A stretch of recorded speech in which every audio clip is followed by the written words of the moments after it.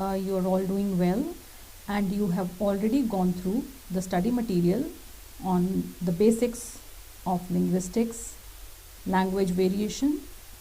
In the last two lectures, I have already spoken about the characteristics of language and the variations in language. In the previous lecture, you came to know that there could be language variations because of the contact of languages or because of some historical changes, some kind of invasions that have happened, because of which certain changes take place in language. Today I am going to talk about the fundamental concepts of linguistics.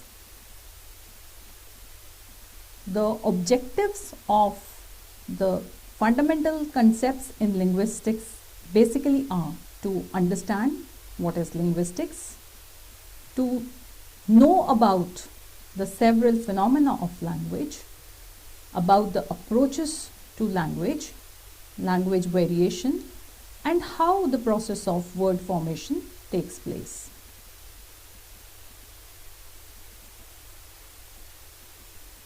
You all have studied science, you all have studied several subjects in science, whether it is chemistry, physics, biology, botany, zoology. So, in the first lecture, I told you that language is a system of systems. Language is structured and an organized study which is existing at several levels. So it would be very right if we say that linguistics is a scientific study of language. Now, what do we mean by the scientific study of language? We all know that scientific studies, empiricism, observation, consistency. I hope you are familiar with these words, and you know that any scientific study is based on empirical observations and it has to be consistent. And additionally, the study has to be very objective. Why? Because whatever we are studying on the basis of a particular speech community. So every speech community will have certain conventions, rules and regulations of the language which they have to follow, and that is how they are able to understand each other's conversation. Had they not had the same set of rules and conventions, there would have been many problems in understanding or deciphering what the other person is saying. So linguistics is not learning a language, but it is learning about language. I hope you follow this point. There is a difference between learning language and learning about the language. So this is the difference that you have to understand, that linguistics is learning few things, or rather many things about the language. And what are those things? Those are the mechanisms of language with the help of which speech or sound is produced. So linguistics is the scientific and systematic study of the speech sounds. I hope you get this point. So what are we studying under linguistics? We are studying the speech sounds. Now, when we have to study about these speech sounds, a very empirical, objective kind of study is undertaken. And this study is undertaken by specialists of language whom we refer to as the linguists. They are referred to as the linguists.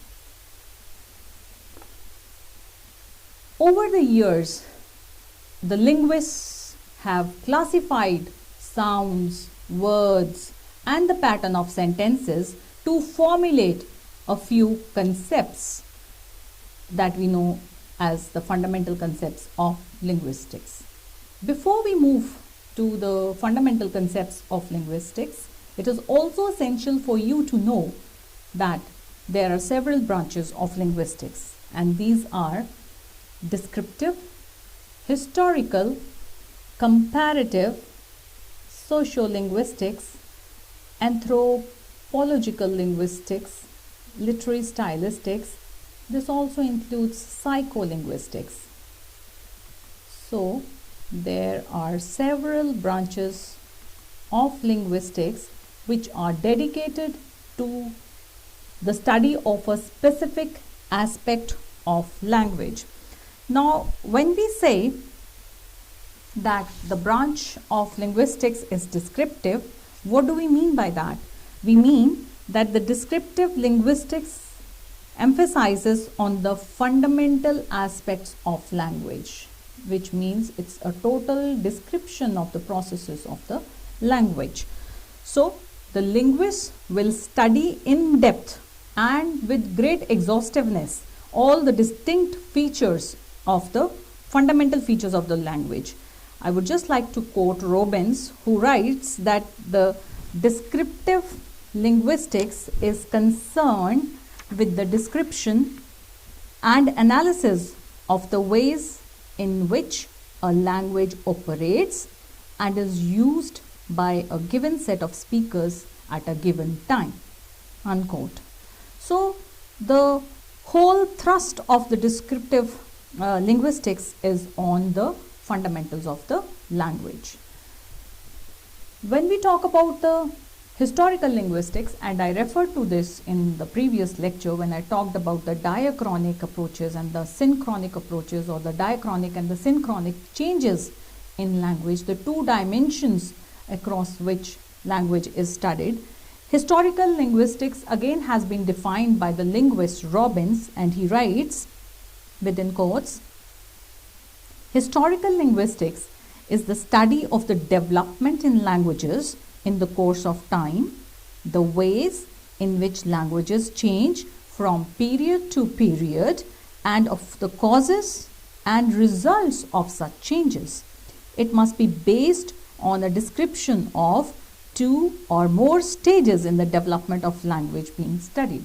Yesterday I talked about a few changes, diachronic and the synchronic changes, and also the content provided to you has an exhaustive list of all these changes. You must go through it so that you get a better understanding about what these historical changes are and why we have a branch of linguistics which entirely deals with the historical changes in language.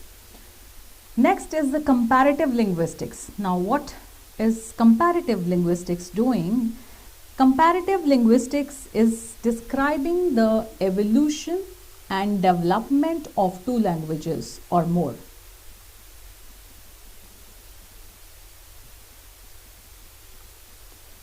Now, you might be wondering, is it really possible to study two languages in comparison? Yes, it is, because you must know that there are many languages which have the same root language, right? So when they have a same root language which is termed as a parent language, this parent language is also referred to as proto-language. And if I ask you, what is this kind of a term, proto-language? Is it a normal vocabulary or a specialized vocabulary? It is a specialized vocabulary. So this is kind of a jargon word, right? Proto-language. Otherwise, in simple words, plain language, you would know this is a parent language or this is a root language. But when you, this is how, jargon or a specialized vocabulary in a language enables us to go into the finer details in the discipline. So, the proto-language, I have to explain this, there might be this mother language, and there could be language number 1, language number 2, which has emerged out of the proto-language. So there might be some kind of similarities, or there might be some kind of structural affinities, or there might be some kind of structural developments over the years which are studied thoroughly by the linguists. So, and already made clear to you is that Saussure, Ferdinand de Saussure is the linguist, Swiss linguist, who has already studied the diachronic and the synchronic changes in the language, which again, is coming up from the parent language, how it developed and it evolved. If I have to give you an example of a word in English which is brother, now you know that the word in English is brother, but if you have a look on a proto language which is Latin, this is frater, and in Sanskrit you have the word, you might be familiar with this word, bhrata.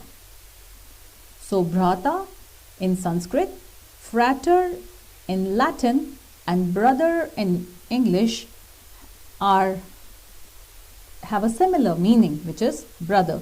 So what is their connection? Because they have a proto language or a same parent language from which they are emerging. But have a look on the kind of spellings that have emerged, and also there is a variation for the same person or an object. You have different words, and this is also something known as the arbitrariness of language, already explained to you in the previous lecture. Then you have sociolinguistics. The concern of social linguistics is to study all sorts of variations in language, which might be because of the class, hierarchies, social order, some kind of trade languages I discussed, Pidgin and Creole, and the anthropological linguistics also is studying the linguistic variations in cultures.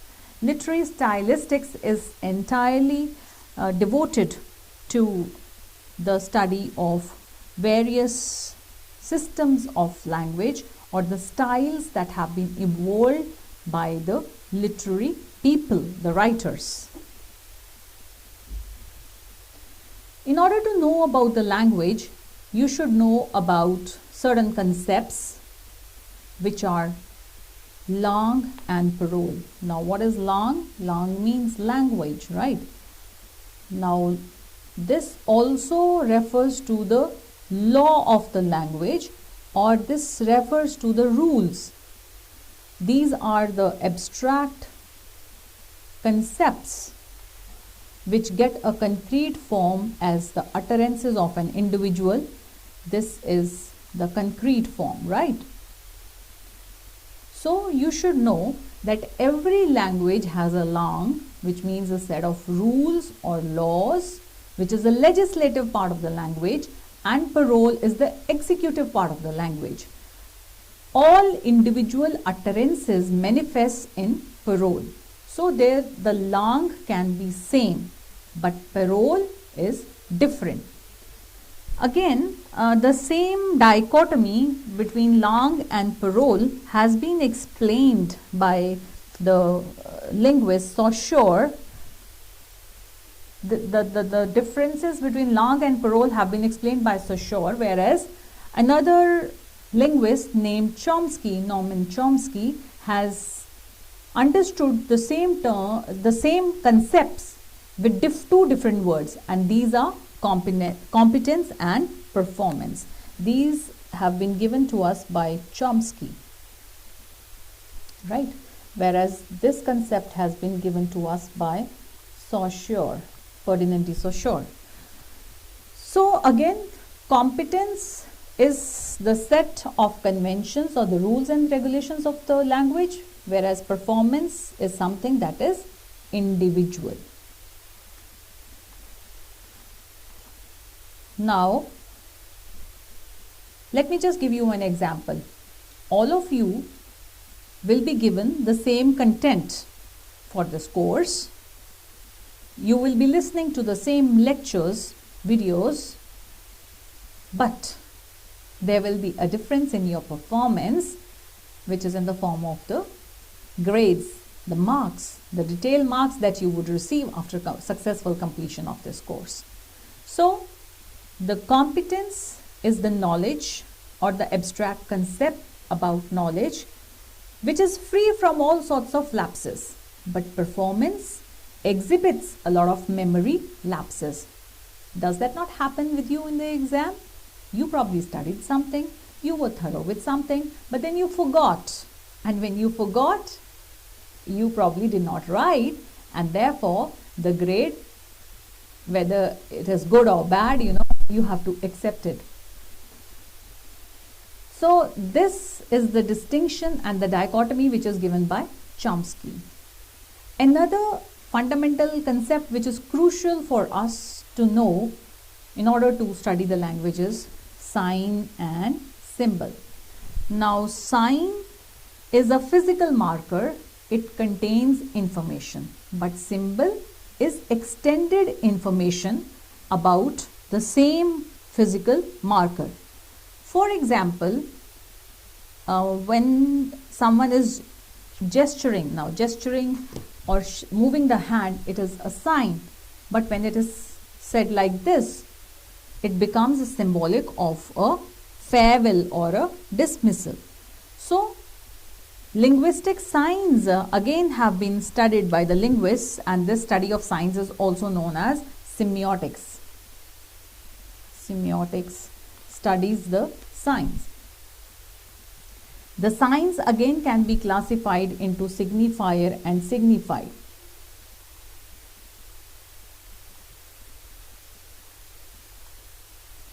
So there are two parts. There is an image. If you see, this is a tree. So this object is referred to as a tree. So the word or the sound or the image of a tree is also signifying the concept of a tree, and that is how one is able to convey some message with the help of these signs and symbols. Again, another important concept in language is of the syntagmatic and the paradigmatic relationships. Now, the syntagmatic and the paradigmatic relationships again exhibit that language is very much structured, and there is a set pattern. There is a relationship between the elements which are similar, and those similarly related elements are connected with the help of the paradigmatic relationships. Paradigmatic relationship is the vertical relationship in a set of sentences that occur, and syntagmatic relationship is the horizontal relationship that exists in a language or a word. For example, if you take the words take, took, so on one hand you have different consonants or the different vowels. The changes along the vertical line are referred to as the paradigmatic changes, and the changes on the horizontal end are referred to as the syntagmatic changes. Let me just give you an example. The boy went to school. A boy went to school. The boy went home. The boy ran home. The girl went to school. A girl ran home. Now you see, with these 3-4 words and an articles, 2 articles, numerous sentences have been created. So the process by which you are selecting a word is known as the paradigmatic relationship, and the process with which you are combining them into a sentence pattern is known as the syntagmatic relationship. Then we have the differentiation of substance and form. Substance and form again is the element, the substance is the element that fill up the phonology, grammar, morphology and the syntax of the language, and form is a network of association. When the sounds get associated, they give a meaning to the word that is being uttered. I hope by now you know that a few of the fundamental concepts in linguistics are lang and parole, competence and performance, sign and symbol, syntagmatic and paradigmatic relationships, substance and form. You can read about this more in an introduction to linguistics, language, grammar and semantics by Pushpinder Sayal and Devi Jindal. Thank you very much.